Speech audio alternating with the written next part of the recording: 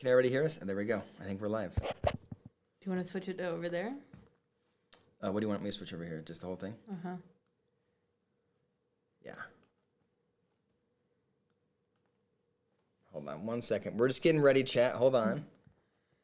I'm super excited about this. I just can't figure out why. Oh, transition. All right, that didn't change anything. Just making sure you can hear us now. They can hear now. Perfect. The problem is that we're trying to do too many things. So right now, we want people to move from that are interested in this kind of stuff to move from pop psych to shrink wrapped. So we needed software that would allow us to stream to both YouTube channels, Facebook, Twitch, which I didn't get to work, but I'm feeling really impressed with you right now. Look at you go. Look at me go. This is like the 5th time that we've done a live stream, and I still can't get it to work. You got it to work Smoothly. But this is our multi-stream. So this is YouTube. And then over here, this is all right. other So stuff. make sure that you guys know that you guys will be joined. This is going to be our book club will be moving forward on the Shrink Wrap channel, not David Kohler. Yeah. Unless it's like this book, which is definitely pop psyche. There's crossover appeal. For sure. I listened to your video today on Shari Franke's book. Mm-hmm. I thought it was really good. Nice work. Thank you. I hope all of you guys in the audience joined and listened to the book as well. In preparation for this book club. So, David. Yes. Let's start. What do you think of the book? I thought the book was... Uh-oh. What are you doing? I hit the wrong button. Hold on. Let's just get that out of it. Let's just focus on... I think we're set right now. All right. I thought... Do you want me to get rid of this fact we have a chat box in the middle of over my head? I thought you that's like what that? you wanted. No, I can get rid of that. Okay. I don't know. I'm not sure I if that can't adds read any it. It's value. too small anyway. All right. Just everybody give me 1 second here to figure out why it's doing this. Hold on. Talk amongst yourselves. Hold on. And David, What? I think we just go. All right. You like the way that's doing that? No, but let's do this. All right. Get it back up to I'm trying to, but I think I've overwhelmed it. There we go. Oh. There we go. All right. See? I thought that the book was... I mean, I did a reaction to it, so this is going to seem like I said the same thing, but I thought the book was absolutely excellent. Yeah. I think that it was... I think it's a very hard task if you are Shari Franke to like walk the line of describing such a horrific upbringing in a way that is honest. Is this your first rodeo? It's off. I think it's a real task to be able to present yourself in such an honest way. You know, she's trying to sell a book. She wants an audience, and so she could have been super provocative, and she could have detailed like the horrific things that her mother did, and she could have shared the story of her siblings very differently than she did. And I think she like sort of took the high ground throughout and was very candid about her own experience. Yeah. I thought she walked that line very well. I actually think she did a really good job of sharing her story, because I feel like whenever it went down, we did not know the entire story on the background, and hearing it from her perspective and the abuse that like she really endured her whole life pre Jodi Hildebrandt. So I thought I thought it was just a really good book overall, and it showed a little more insight into what was actually happening. So there's a couple themes of the book that I think we need to discuss. Like the emotional abuse of Ruby pre-Jodi. Like it was already there. Yeah. And even she says in the book, like, my mom was already like abusive. Jodi just helped her have the framework to push, escalate it. And it's, yeah. So I just thought that was really interesting. What do you think about the emotional abuse? I think it's what can you what do you wanting what are you wondering why she was emotionally abusive, or what was she what do you mean what's the question? Well, what did you like what did you see? Actually, yeah. What did you see with Jodi, or not Jodi, with Ruby? Like the emotional abuse that just like why was she doing it? And like, was it something that's how she learned to parent, and so that's how she parented? I mean, this is like a lot of conjecture, but my belief is that I think that she was abused. I think she grew up in a very unsupportive household. I think that the way her faith was used when she was younger was, I think that my sense is that for Ruby, the only way that she received positive regard from her family was as a result of her faith. And I think that she grew up from a very young age with a very sort of linear connection between I'm a good girl if I operate in alignment with this doctrine, and I'm not good if I don't operate in alignment with this doctrine. And when people grow up in a caustic environment that is so sort of black and white that way, I think that it prevents them from having any sort of personal agency around how they interpret the world. Yeah. And so I think that that's how Ruby grew up. And then, like in Shari's book, when she's talking about her mom has this idea of the way you're successful is you find a man and then you have kids and you raise the kids in the faith. And I think Ruby, because she was deeply insecure, was, in one of my videos I talked about somebody like Ruby. I can't diagnose from afar, but very much, in my opinion, meets the diagnostic criteria for narcissistic personality disorder. Right? She has this deep insecurity. She doesn't know who she is. And the only way that she can feel full is if she makes the world, if she is the world and she makes everybody sort of follow her doctrine. And so I think the point is, because of her upbringing, I think that Ruby had no ability to think critically, had no ability to navigate nuance, and was deeply insecure. And so then as a mom, she's looking for some kind of guiding principle to help her be good, in quotes. I'm a good girl when she was arrested. Right. I'm a good girl. That was a very a creepy way for her to say that. It sounded creepy to me. But that language just shows you that's who she was, is like, I'm a good person and good people do these things. And as a mom, I think she thought that it was then appropriate to have everybody crash against her ruling. That was a long drawn out answer, but that's what I think is happening. Yeah. It's just, I mean, like in some ways she was a genius, like building this crazy YouTube channel. She didn't finish college. She built this amazing YouTube channel that was hyper successful. And in that way she was, and in her mind, the only way that she could be successful was, or the highest order for her of success was being a mother and a wife. And so I felt like she didn't have an outlet at all other than being a mother and a wife. And maybe that wasn't what she was supposed to do, but that's what the church had told her to do. And maybe she didn't really want to be a mother and a wife because she was a narcissist. I don't know, it's an interesting thing. I don't think that she was I don't think that the success of 8 Passengers is a marker of her having genius. I think it was a marker of, her being fortunate to hop on a incredible trend.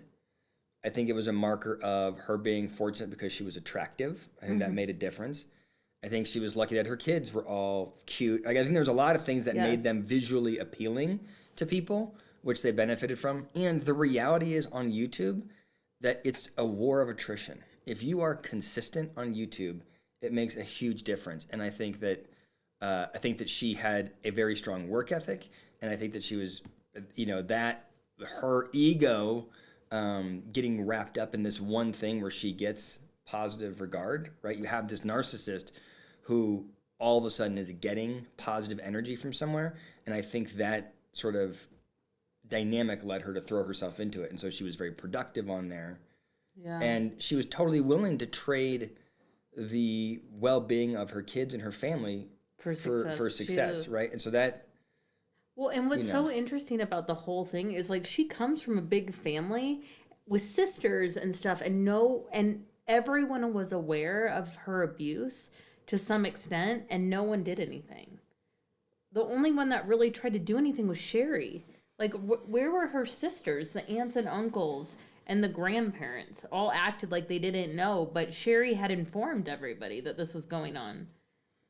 So I think it's, like, so crazy, like, the loyalties that were going on and the willingness to be an ostrich and pretend like it wasn't happening at the expense of these kids. It's shocking to me, which gets me into the point about Kevin. I don't feel like there's enough vitriol about how lame he was. That how he allowed himself not to see the kids for over a year, and he knew abuse was happening. Mm-hmm. And he just was like... It's so crazy to me, like, that he was so brainwashed, or was he? Or was he? Was he just apathetic and tired of all the nonsense that was happening and just also narcissistic, wanted to be, like, the best whatever scientist he is at BYU? Mm-hmm. What, he does earthquakes? He studied earthquakes or something? He's like a geotechnical engineer, I think. No, I think that I mean, you just said a lot there. I think that some of the family members did question what Ruby was doing, but I think when you look at Ruby in isolation, I think it would be easy to just think, wow, she's a super controlling, a major disciplinarian. I think it's easy. I mean, before reading this book, I'm trying to think of where I was, where my thinking was at it. But even when I knew the outcome of it, the first time I heard of the story, my thought was that she had been, strict but not abusive until she interacted with Jodi. That was my first take on it, right? I think a lot of people had that take just because we're looking through a keyhole. And, now we know what happens. People go back and they're looking more closely at the YouTube videos. They see stories like this, and now we get a better idea. But I can imagine that if I'm her sister, I care about the kids, but I'm a little bit like, Ruby's nuts. I'm not going to hang out with them anymore. And I can imagine just sort of checking out versus being vigilant with checking in with all of the kids. You just go like, the mom has changed. You know what I mean? Like, I think the distance allowed people to not know what was happening. I guess you can. I guess. But, like, if I knew that if my niece reached out to me and was like, my mom is leaving the kids for days and days at a time. I'm not sure they're eating. I don't know where she is. Like you better, like, my sister better watch out. Okay, easy. Because I would come for them, and then I'd start a fight. They did. Didn't they call the cops? No, but I just feel like everything was just a little too passive. Yeah, it was definitely way too passive. The one that I have a problem with, I don't know the relationship with the sisters that well, other than to say that Ruby cut them out. And so they can say that they didn't know what was happening. Right? Yeah. Kevin, I have a real hard time with. Because Kevin was there, and I think about it from the lens of, if I give him the benefit of the doubt, he wants his marriage to work, and he's got his wife that's going a little bit wild with the religious doctrine, and is putting a lot of rules out there, and is definitely diminishing him. But there's a point where, like in the story, where he gives Shari ice cream under the table. Mm-hmm. Right? And that behavior meant a lot to Shari, and then he later got chastised for it in therapy, in quotes, therapy with Jodi.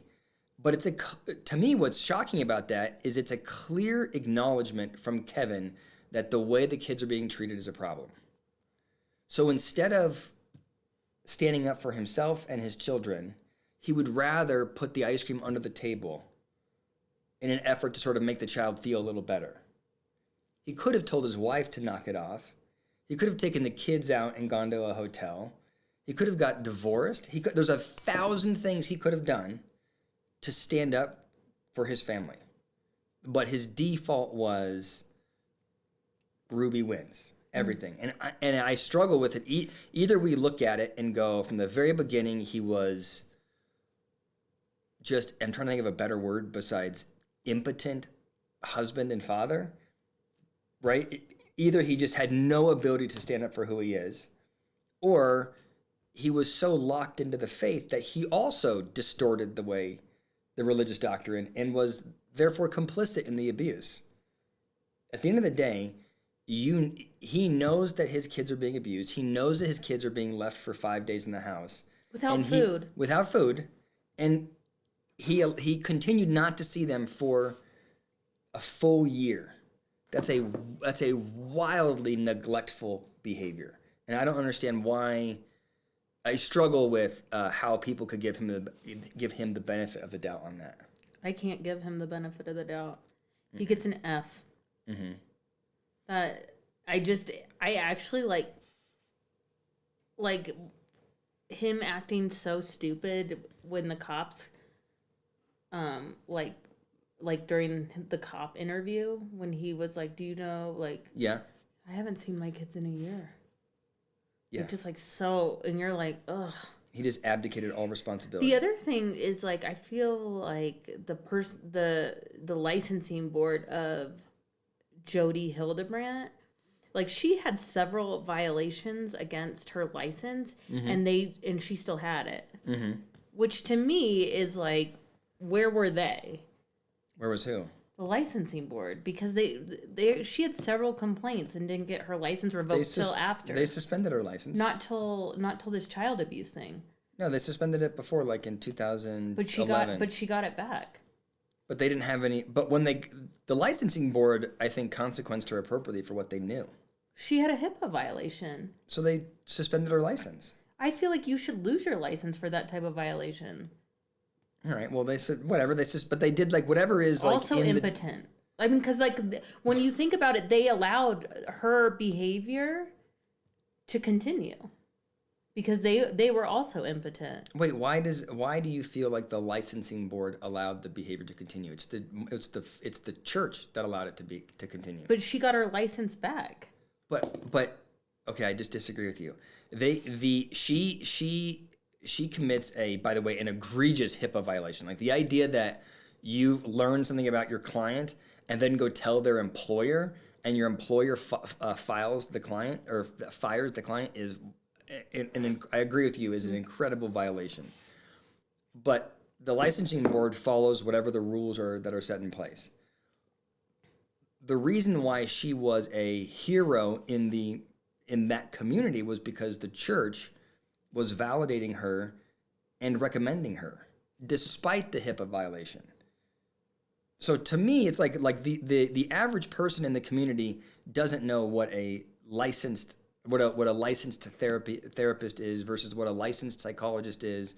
Nobody does. But it's the governing bodies, like the church, that are responsible for deciding who they recommend. The idea that she was continually validated by the church is what's wild. Yeah. According to the book, too, the church did a lot of looking the other way. That helped abuse continue. Was he a deacon? Bishop. That in the church who sexually and emotionally abused Shari, and they let him keep his temple recommend, but mm-hmm. Shari lost hers. Mm-hmm. Wild. It's like so crazy to me. Yeah, that they wild to me. allowed this young girl to be abused in that church. Someone said that they agree with Chad is defending Kevin, and so they agree with Chad. And I mean, everyone has Wait, their own. Who is saying that? I don't know, but some of you saw it. I saw it come down, and I just have to say, like, Chad is an abuse victim. His dad allowed him to sleep on a beanbag for 7 months. His dad was complicit in that, and that was before Jodi Hildebrandt. So, no, I mean, Chad has one parent left that's out of prison, and so he's going to defend Kevin. But as a parent myself, like, there's no way that I would allow my kids to ever be treated like that, ever. Yeah, I agree. Starved to death. Ugh.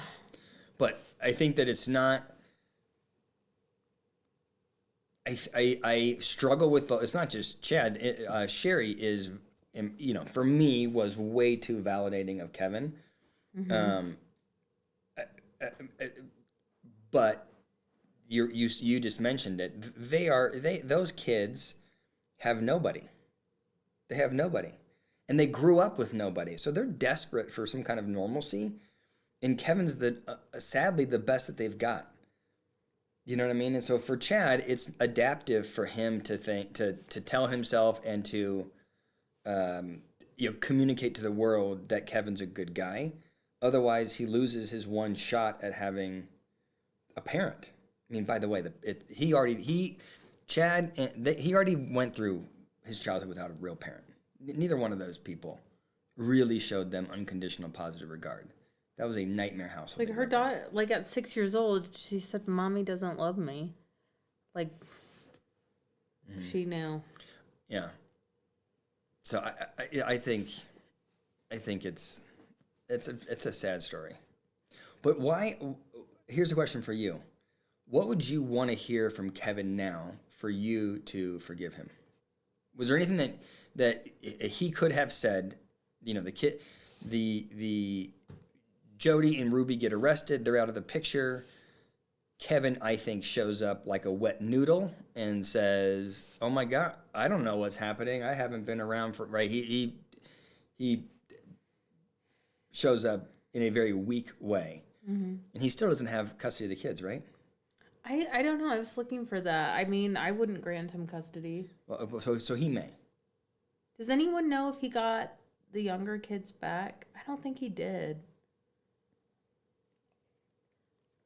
But so what do you think about, what would you want Chad to do to make you think that, I don't know, what's the right move if you're Chad now? Not Chad. What's the right move if you're Kevin? I feel like he needs to take ownership of his actions and stop saying it was Jodi that made him do it, because he was doing it way before Jodi. And then he's going to say, "Oh, I was like battered man syndrome from, like I was forced to hurt my kids because of Ruby." And I just need him to take accountability, because I don't think he was forced because of Ruby. So you would want Kevin to say, "I did it. I'm the worst." I'm the worst. And I'd say, "I agree with you." Oh, Maria Doa says that the kids are in the foster system right now. That is really sad. Well, what a terrible circumstance. Okay, can I show you? Can we post? Let me see if I can highlight this. I can't. Okay, somebody posted, Melly posted, "I'm going to get some hate. I feel, but how many women stay in abusive relationships with children? It was no different for Kevin. But he gets more hate because he's male." I agree with that. I do. It's funny. People said that. I did my YouTube video, my YouTube reaction. I got a couple comments that were like, "Would you criticize a woman, a battered woman that was staying in a relationship because of the kids, the way that you're criticizing Kevin?" And the answer is I would not. I am far more critical of Kevin because Kevin was not under any kind of physical risk. There was no risk that Ruby was going to stab him. There was no risk that he had Kevin had a job, he had money, and he was, oops, I didn't mean to give a thumbs up. He had a job and money. He has the physical strength to get out of the household. There was no risk to Kevin other than him being yelled at by Ruby or being lonely or whatever. Like there's no, it's very, in my opinion, it's very different than a battered woman who is worried that if she stands up to her husband, she's going to be physically abused, or the kids are then going to be physically abused. I think Chad had, or I keep getting them confused. I think Kevin had every opportunity to leave that relationship. I just think he's a coward. That's my honest reaction to that. What do you think? Yeah, I don't like it. I mean, I agree with what Melly is saying, but I do feel like somehow he was able to get a PhD and teach at like a very prestigious institution. So it's hard for me to, like he was a very smart man. And so it's really hard for me to give him the benefit of the doubt. But we should say it's not that women aren't smart. No. It's about the resources. He had the education to get a job. He had a job. He had the money to get out. And physically, he had the ability to get out. Those three things, like the sense of agency that Kevin should have had, the typical battered woman doesn't have, which is why shelters exist, support systems exist, resources exist to help those women escape. But Kevin's sitting here, he's got a PhD and he's a professor at BYU. He's totally capable of living on his own with those kids. Mm-hmm.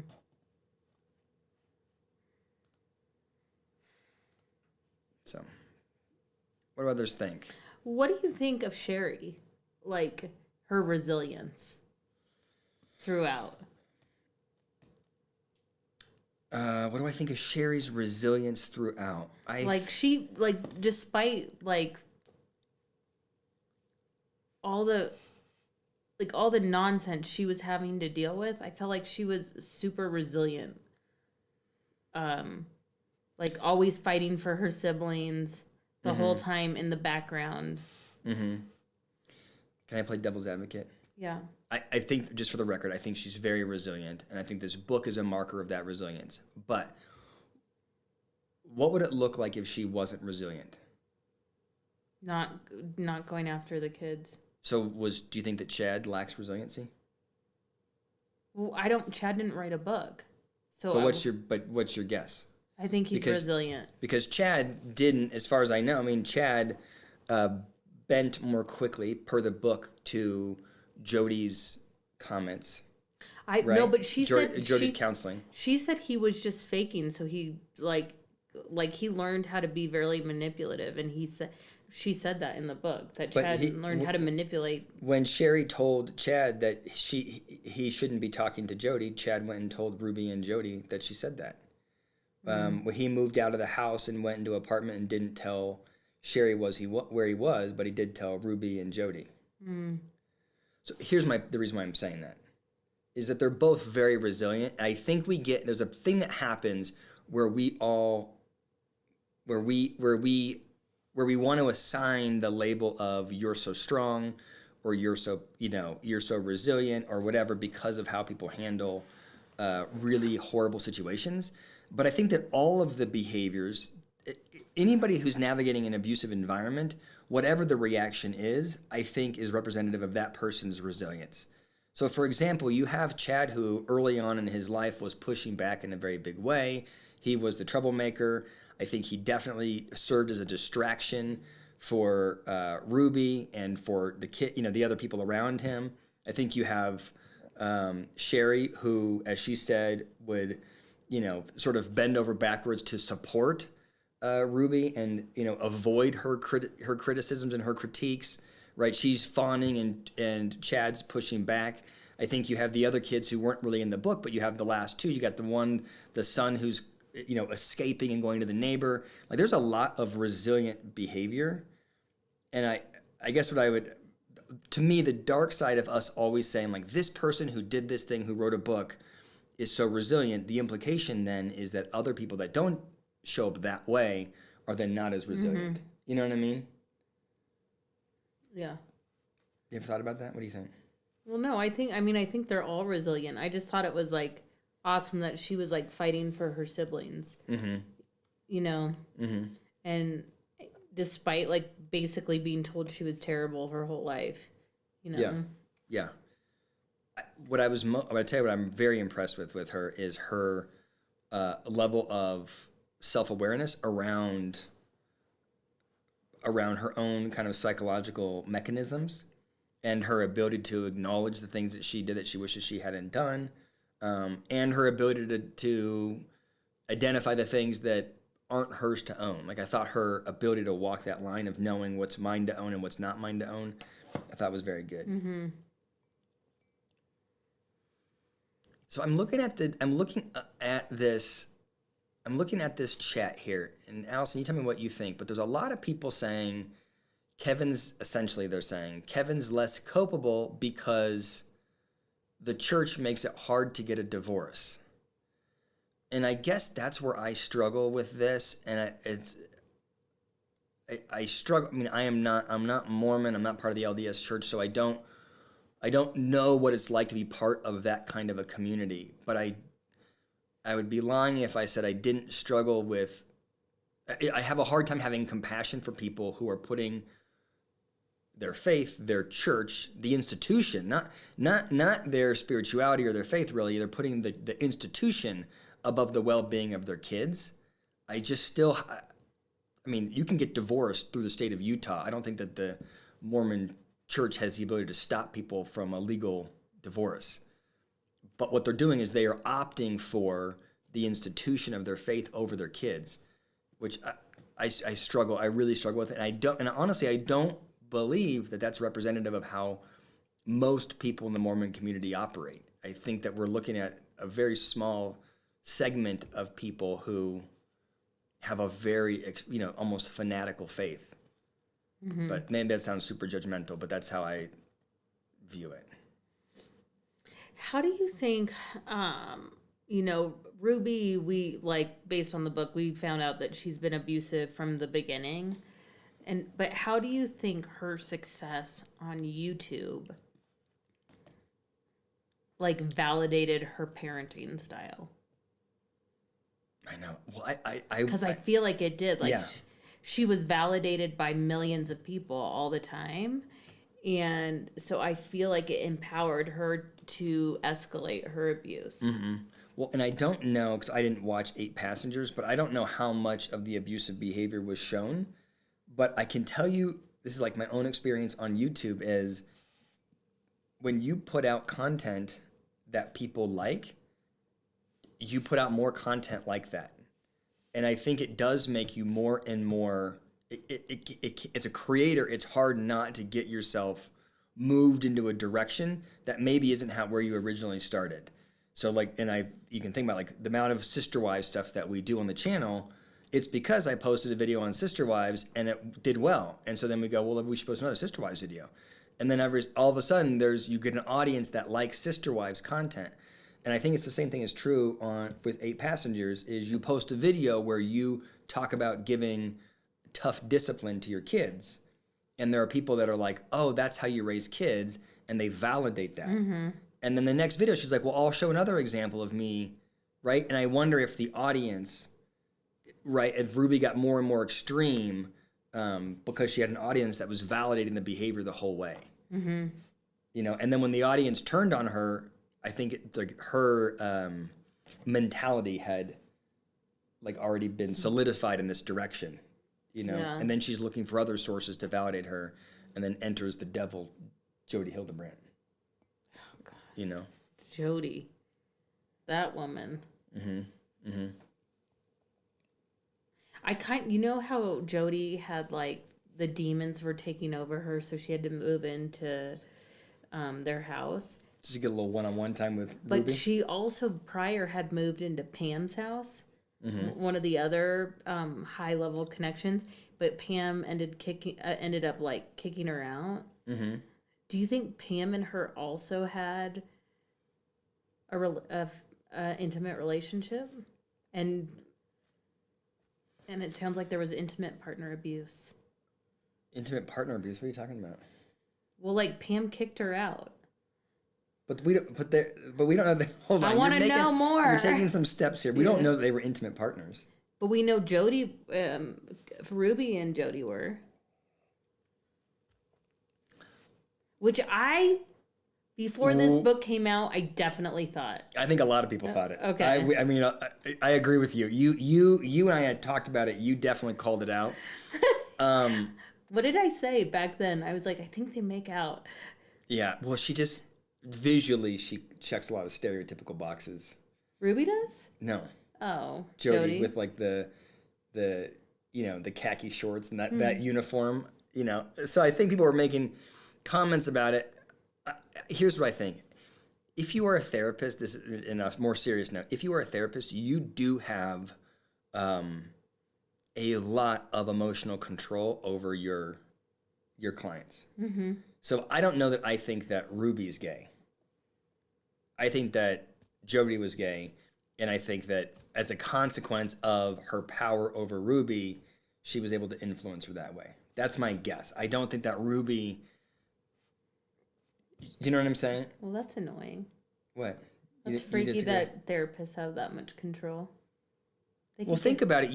Imagine going to somebody and you share your most intimate... You share things with a therapist that you won't share with anybody else in your life. Mm-hmm. This person knows you more than anybody else. And when you tell them the most horrific, most vulnerable, most embarrassing things, the therapist validates and supports you. Like, it's really easy, I think, for people, especially if you don't have a strong sense of self, like Ruby, to have that crossover to like, oh, maybe I'm attracted to this person. I never felt more connected to somebody. But that's if it was a real therapist. Jodi didn't validate and support. Jodi told everybody that they were wrong and needed to hear truth. Yes, well, I the truth agree. is, you want to make out with me. That's the truth. So you think Ruby was lesbian too? I don't know. I mean, she participated. She acted as if. She gave it a whirl. Yeah. Yeah. Oh, yeah. Yeah. Oh. Mm-hmm. What? Someone wrote, Rose wrote, yucky yuck in Sherry's room. For some reason, it's not allowing me to highlight comments, which is bothering me.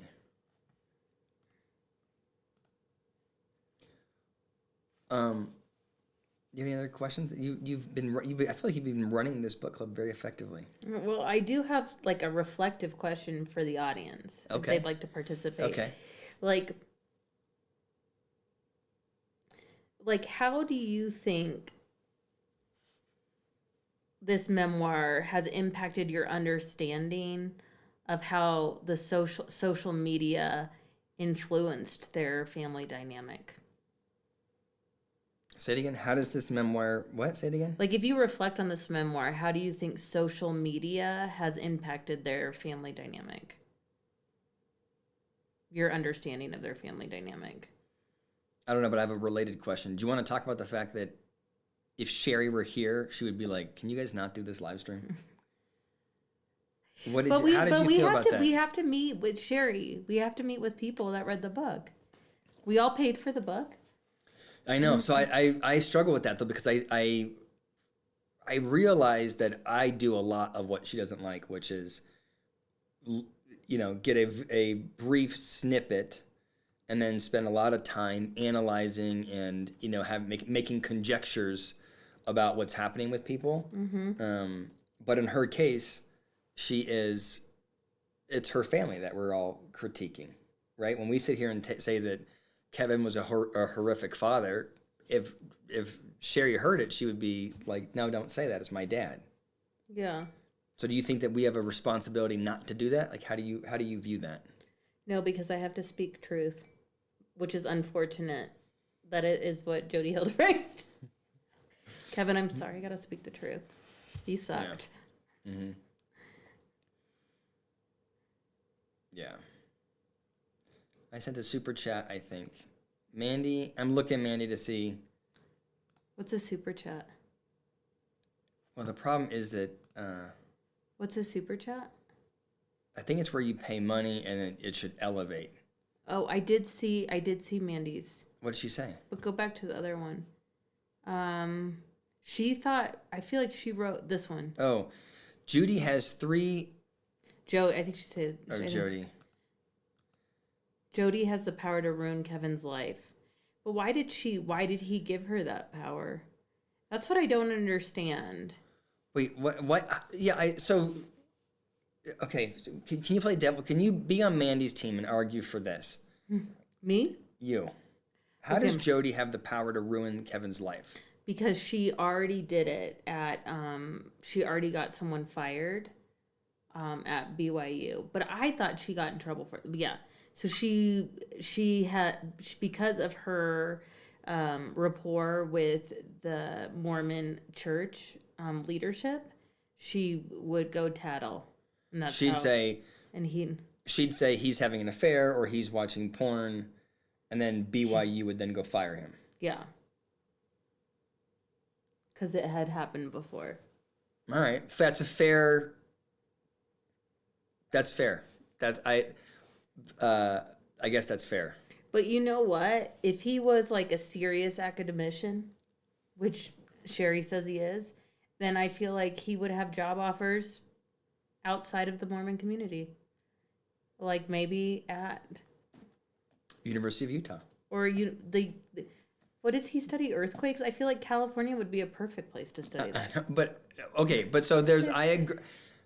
So Mandy, I think you're right okay. So that's a fair complaint that Jodi could go to the church, and I think that she would go to the church, and BYU, and they have a relationship that feels enmeshed, and so he could worry about losing his job. And ask yourself, if you had a choice between losing your job, you have a PhD.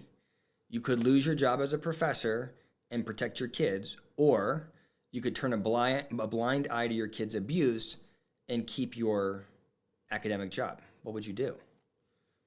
I think that most people would not give a shit about their academic job because they're super qualified to get jobs everywhere, and they would get their kids out of that house. I just still struggle. I don't have much compassion. I do think, okay, so someone just said, do you believe the abuse would have occurred if she had become a famous vlogger or was just a family vlogger? I'm not sure I understand this. It did occur. I think she was a famous vlogger and a family vlogger. Oh, her fame made her. Yeah, I think like before she started the vlog, she was already abusive. She was just heading down. It was just, which is like typical of abusers, right? That's why you say like the minute someone starts hitting you, you know that you like need to get out of it because like it escalates. The abuse always escalates. Did I make that up? I feel like that I've heard. I don't think there's a hard fast rule, but I would say, if you're being abused, get out because it's not going to get better. I think that's probably fair. I think that she was. Okay, so Mandy's saying, sorry, Mandy, we should find a way so Mandy can just talk on here. So she's saying that she would definitely get rid of her job, but Kevin may not have thought about that because he was brainwashed by the cult. So then, I mean, I guess that's fair. He could have. I just don't think. Do you think he was brainwashed? I mean, I think that's a fair. Like, I think that's giving Kevin the benefit of a doubt, and he probably needs that. I disagree, and we can agree to disagree. I think he was lame.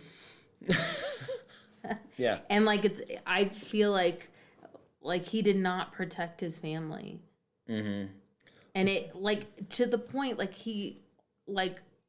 his ex or his current wife was literally going to, if she had another week with those kids, they would be dead. Yeah. But in defense of what Mandy's saying, when he was arrested and they were asking him, why have you not seen your kids for a year? He was like, I got some problems that I got to work out. Like it did feel to me like he bought that line hook, line, and sinker like I think he did get exposed enough to Jodi, that he bought the line. You know, that he thought he was bad, and that he thought being alone would help. I just struggle. Yeah, I don't know. What if they died? Which was really close. It could have, yeah. But you know, it's true. I'm hedging on saying that he was in a cult, but I think that their religious, not the Mormon faith, but the Franke families.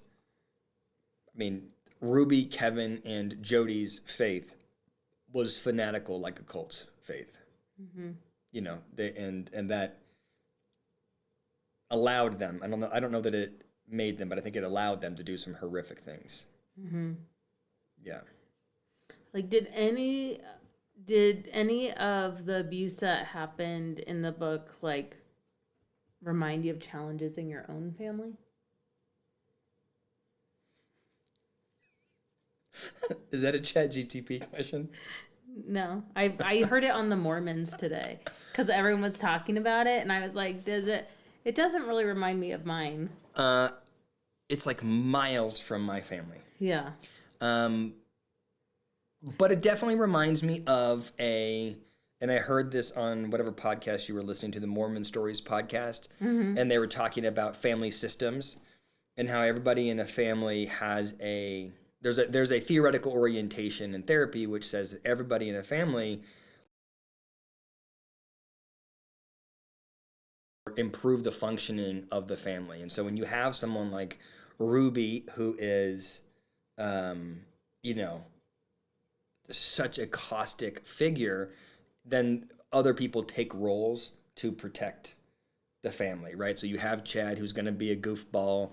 You're gonna have a Shari who is super deferential and a people pleaser. Like, everybody's finding a way to make this family work at some level. Mm-hmm. And so I would say in my family, people had roles that they held to make sure that the family functioned, but we didn't have the incredible lack of affection, and we didn't have all the abuse. Mm-hmm. So, yeah. Yeah. What other thoughts? Well, so, like, what do you think is the biggest takeaway for you in this book? And does it? Well, you go first. What is your biggest takeaway? Well, I think my biggest takeaway is that like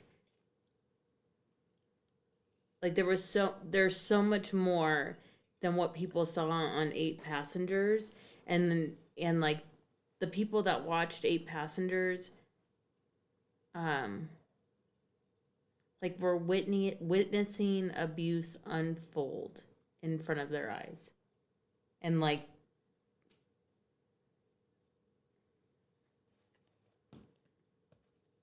we're almost complicit in it. Because we watch and don't do anything. Watch and don't do anything while they're getting constantly validated. Their behavior is getting validated, and in the background, these poor children are suffering. Yeah. Yeah. And it, you know, and suffering looks so different, you mm-hmm. know. Mm-hmm. That's a good takeaway. I guess my takeaway would also be that when I am reacting to and criticizing these people, it's important for me to remember that they are real people with real families, right? And I thought it was a surprise to me to have when Shari was like, you know, I don't like all the YouTube reactions because they're sort of inflaming the situation and making things worse. Mm-hmm. And I bet, like, when you think about Garrison and that family, like the Browns, I feel like similar, like that. Like, I feel like we're complicit, probably watching like little micro abuses happen. Mm-hmm. Mm-hmm. Yeah. And we're all just watching it. Mm-hmm. And then, like, you know. Yeah. I feel like we stand up to Cody, though. We do. That's true. That's a good point. The Sister Wives audience is not putting up with it. Sister Wives audience. We're letting Cody know. Okay, so we have, let's see here. We have just a little bit of time left. What is the next book for people? And we'll do another book club in like 2 weeks, roughly. I think we should. I think we should do it next week. I haven't read a book. I know, but it's new and it's come out, and I want to do it. All right. When do you want to do it? We are gonna do. Let me see let me get the exact right wording of the book. She's a real master on the reading. What If You Are the Answer? Rachel Hollis's book. Okay. And we're gonna do it next week. So we'll do it. Because you're out on Thursday. So why don't we do it Wednesday night at 7:00? And it's Rachel Hollis's new book, What If You Were the Answer? Yes. Just a quick reminder, we do on Pop Psych, we do have a members subscription, so you can join that.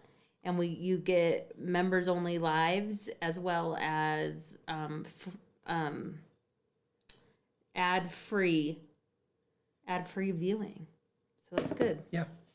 So hopefully, if you're watching this, hopefully you are subscribed to Pop Psych, but also subscribe to Shrink Wrapped, because Shrink Wrapped will be book clubs, tips and tricks, all the things that Allison wants to do. All of the things, if you were Allison, we should call it Allison's Best Friends channel. Okay. Hey, somebody said... Melly's not going to read Rachel Hollis's book, but Melly, I want you to, because I understand why she irritates. But David does, but I feel like we could still get some, you could still learn something. Still come to the live stream, Melly. You don't have to read the book. Just come to and Tina, you too, come to the live stream. You don't have to read the book. Okay. What was I going to say here? Somebody said that Tony reacted to one of my shorts. Who's Tony? I think from Sister Wives. Oh, really? Yeah. But I don't know. Yeah, Joe said that Tony reacted to one of my... I did not see. That's good, though. Does he like us? Yeah, was it good or bad? We think he's fun. Okay. All right, thank you. I thought I did a video on the curious case of Natalie Grace, didn't I? Did I not? We did, Natalia Grace, and we did, but... Who's Nicole? Can you describe her? I think she was like the short person. I did not react to that. I should. You didn't? No, I did not. Oh, okay. Mm-hmm. All right, Rachel Hollis is getting mixed reviews out, but we will do it. And if you need to skip it, just skip it. And then after that, we're doing Mel Robbins' book, too. Okay, but we may not just do the every other week. We're gonna spread these out a little bit, right? No. Okay, that's good. You got a full-time job reading to keep it with Allison. All right. What does NBD mean? No big deal. Oh. All right. Thank you, everybody. Have a good night. Wait, watch this. I think I can go. Well, can I say thank you for joining? I didn't know we were ending. Oh. Do you want to keep going? No, someone's asking. Yes, thank you so much for joining. This was really fun. Love getting back into the book club with you guys. So, thank you, and we will be back next week. Mm-hmm. All right. Don't forget, they should email you questions at PopPsych, right? Yes. Email me at davidcolarosi.phd at gmail.com. So it's DavidColarosi.PhD at gmail.com. All right. Okay. Thanks for joining. All right. Good night, everybody. Watch this. I think I can do an ending screen.